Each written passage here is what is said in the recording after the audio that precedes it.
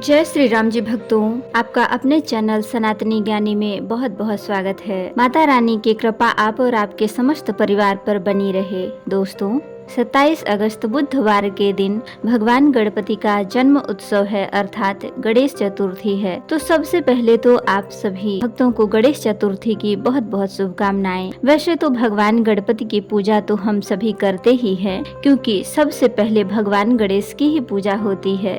तो प्रथम पूज्य हैं गणपति, लेकिन विशेष रूप से जो उनके पूजा का दिन होता है भाद्रपद मास की शुक्ल पक्ष की चतुर्थी तिथि। पौराणिक कथाओं के अनुसार इसी दिन भगवान गणपति यानी गणेश जी का जन्म हुआ था। प्रत्येक वर्ष भाद्रपद मास की चतुर्थी तिथि शुक्ल पक्ष की चतुर्थी तिथि को भगवान गणेश का जन्म उत्सव मनाया जाता है और पूरे 10 दिनों तक भगवान गणेश का जन्म उत्सव चलता है। भाद्रपद मास की शुक्ल पक्ष की चतुर्थी तिथि से प्रारंभ होकर अनंत चतुर्दशी तक चलता है। पूरे 10 दिनों तक भगवान गणेश की आराधना की जाती है और ऐसा कहा जाता है कि इस समय यदि हम भगवान गणेश की आराधना करते हैं, अपने घर में स्थापित करते हैं या श्रद्धा भाव से इनकी सेवा करते हैं, तो किसी भी प्रकार की मनोकामना हो पूर्ण हो जाती है और किसी भी प्रकार की परेशानी से, संकटों से मुक्ति मिल जाती है। तो आज की वीडियो में आप जानेंगे कि भाद्रपद मास की चतुर्थी तिथि कब प्रारंभ हो रही है, कब समाप्त होगी और भगवान गणपति की स्थापना या पूजा का शुभ मुहूर्त क्या है, किस प्रकार से भगवान गणेश की पूजा आराधना करें, किन मंत्रों का जाप करें, भोग कैसा अर्पित करें और किस किस दिन भगवान गणपति का विसर्जन करें। गणेश चतुर्थी पर कौन सा उपाय करें जिससे कि किसी भी मनोकामना के लिए अगर हम पूजा आराधना करते हैं तो हमारी कामना पूर्ण हो। जो भक्त गणपति की स्थापना करते हैं वो भी इस उपाय को कर सकते हैं, और अगर आप अपने घर में गणपति की स्थापना नहीं करते तो भी गणेश चतुर्थी पर ये उपाय करेंगे तो आपकी मनोकामना जरूर पूर्ण होगी, इसमें कोई संशय नहीं है। तो वीडियो को पूरा देखिएगा और इस उपाय को पूरे श्रद्धा भाव से जरूर कीजिएगा।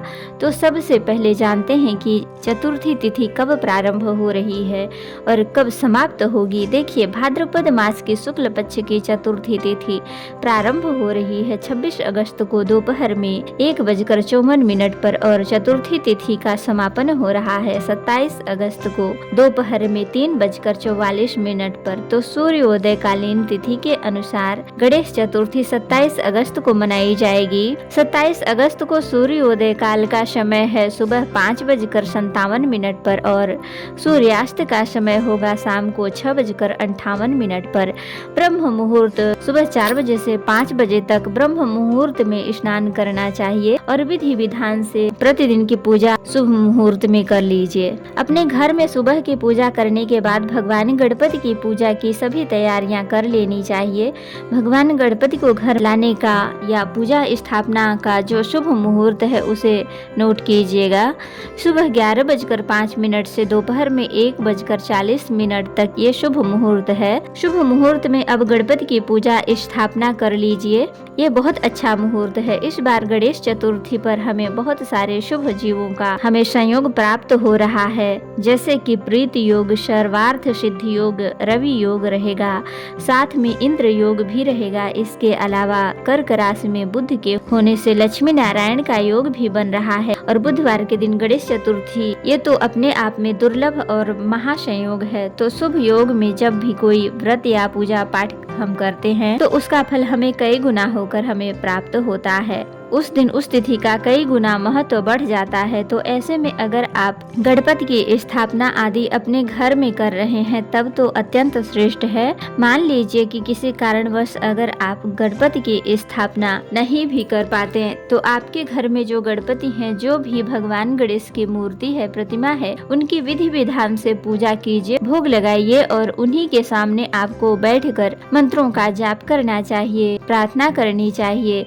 तो निश्चित ही भगवान गणपति की कृपा हमें प्राप्त होती है। आसपास कोई पंडाल हो जहाँ पर गणपति विराजित हैं, वहाँ पर जाकर पूजा कर सकते हैं। और अगर दोस्त मित्र रिश्तेदारों के यहाँ गणपति विराजित हैं तो वहाँ जाकर भी गणपति के दर्शन कर सकते हैं, वहाँ उनकी पूजा कर सकते हैं। तो गणपति उत्सव का लाभ अवश्य उठाइए। गणेश चतुर्थी पर चंद्रमा का दर्शन नहीं करते हैं। ऐसा कहा जाता है कि गणेश चतुर्थी चतुर्थी पर चंद्रमा का दर्शन करने से कलंक लगता है, तो चंद्रमा के दर्शन करने का जो वर्जित समय है वह सुबह 9:28 से प्रारंभ होगा। रात्रि में 8:57 तक आपको चंद्रमा के दर्शन नहीं करने हैं। इस बात का आपको जरूर ध्यान रखना है। और अब जानते हैं कि भगवान गणपति की स्थापना और पूजा किस प्रकार करनी है। तो देखिए, अगर आप गणपति की स्थापना अपने घर में करना चाहते हैं तो सबसे पहले आपको ध्यान ये रखना है कि जहाँ पर गणपति की स्थापना करनी है उस स्थान को अच्छी तरह से साफ कर लीजिए।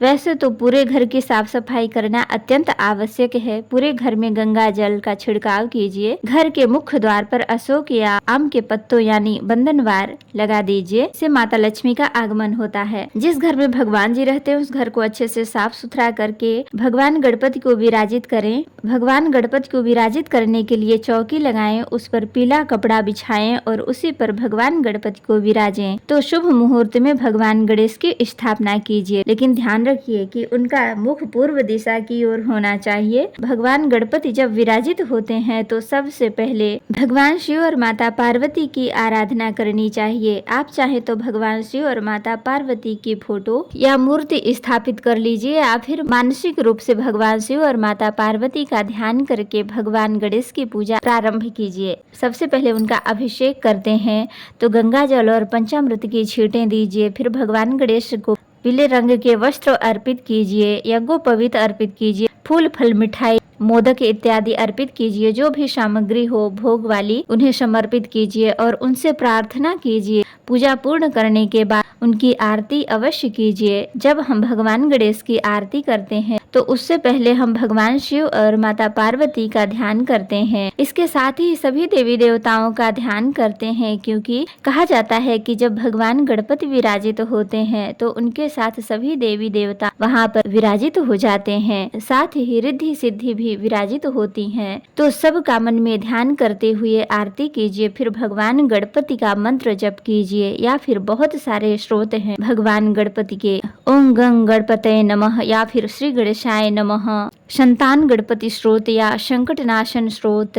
अपनी इच्छा के अनुसार आप भगवान गणपति की स्थापना के बाद मंत्रों का जप अवश्य कीजिए। गणेश चतुर्थी पर भगवान गणपति को अगर आप दुर्वा अर्पित करते हैं, जैसे 21 या फिर 101 दुर्वा अर्पित करते हैं और भगवान गणपति के पास ओम गंग गणपतये नमः इस मंत्र का कम से कम 108 बार जप करते हैं, तो इससे आपकी कोई भी मनोकामना हो पूर्ण हो जाती है और संकटों से मुक्ति मिलती है। सभी मनोकामना पूर्ण होती है और संकटों से मुक्ति के लिए संकट नाशन गणेश स्रोत का जप कीजिए, तो किसी भी प्रकार का संकट हो समाप्त हो जाता है और कोई भी परेशानी हो उससे मुक्ति मिलती है। किसी भी प्रकार की कामना हो पूर्ण हो जाती है। अगर संतान प्राप्ति की कामना हो तो संतान गणपति स्रोत का पाठ कर सकते हैं। और विद्या की कामना है या फिर चाहते हैं कि ज्ञान अर्जित करें, सफलता पाने के लिए जीवन में गणेश अथर्व शीर्ष का पाठ करने से किसी भी प्रकार का ज्ञान अर्जित करने में आपको सहायता मिलती है। कुछ विशेष बातें जिनका ध्यान रखना चाहिए। अगर आप गणपति जी की स्थापना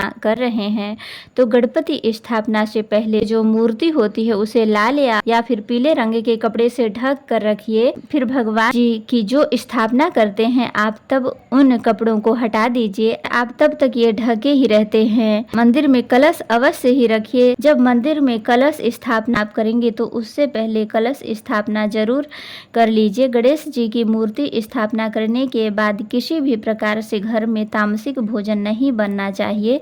घर में किसी भी प्रकार से कलह क्लेश ना हो, इस बात का विशेष आपको ध्यान रखना है। और पूरे समय भगवान गणपति के मंत्रों का जप करना चाहिए। मानसिक जप हो सके तो अपने घर में मोबाइल पर भी मंत्र चलाकर आप रख सकते हैं। अगर आप घर में गणपति की स्थापना नहीं करते हैं तो आपके घर में जो गणपति हैं उनकी भी इसी प्रकार से विधि विधान से पूजा कीजिए, मंत्रों का जप कीजिए, इन्हें भोग अर्पित कीजिए। निश्चित ही आपकी सभी मनोकामना पूर्ण होगी। अगर संभव हो तो पूरे 10 दिनों तक मतलब गणेश चतुर्थी से अनंत चतुर्दशी तक पूरे 10 दिनों तक जो अपने घर में गणपति है उनकी भी आप अगर विधि विधान से पूजा आराधना करते हैं तो आपकी सभी मनोकामना जरूर पूरी हो जाती है। तो पूरे श्रद्धा भाव से गणपति को विराजित कीजिए, या फिर नहीं विराजित कर पाते हैं तो घर में जो गणपति जी हैं उनकी विधि विधान से पूजा कीजिए। तो उम्मीद करती हूँ कि ये वीडियो आपके लिए उपयोगी होगी। अगर वीडियो पसंद आई हो तो लाइक कमेंट जरूर कीजिएगा, अगर संभव हो तो शेयर भी कीजिएगा, और अगर चैनल पर पहली बार आए हैं तो सब्सक्राइब भी कीजिएगा और बेल बटन को जरूर प्रेस कीजिए। इससे ये होगा कि जैसे ही वीडियो अपलोड होगी तो नोटिफिकेशन आपके मोबाइल में आ जाएगा,